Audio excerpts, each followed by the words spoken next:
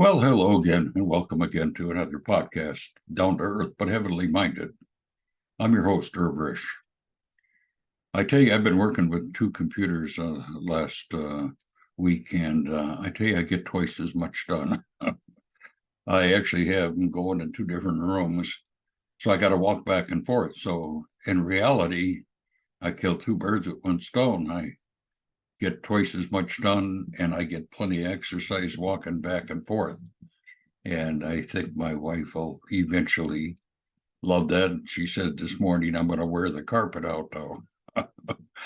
Well, I just finished going through 25 chapters in a book, King Saul, the Man After the Flesh.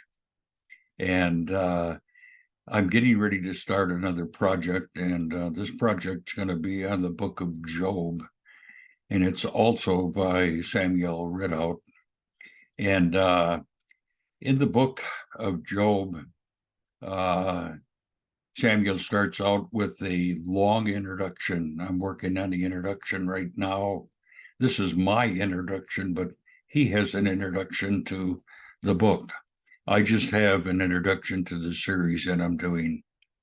And the introduction is quite long because he goes through the historical introduction to the first two chapters of Job. And then he also does the opening lament of Job's, and that's in Job 3. And then he does what they call a controversial, the meetings with Job's friends, and that was the first addresses of his friends. And then he also goes into a second and a third, and then he closes with Job's closing monologue. Well, in the opening, the controversy, we have his first three friends, and he goes through Job 4 through 7, 8 through 10, and 11 through 14. And then in the second address, he goes through Job's replies to all his friends, which is in Job 15 through 17 and 18 and 19, and then Job 20 and 21. As I use a digital voice to go through this, you're going to find out he doesn't pronounce Job's name as Job. He pronounces it Job. And that's the training of the voice. And it's a good voice, but it's not perfect by no means, because it's not human. And there are people that'll even say it's demonic.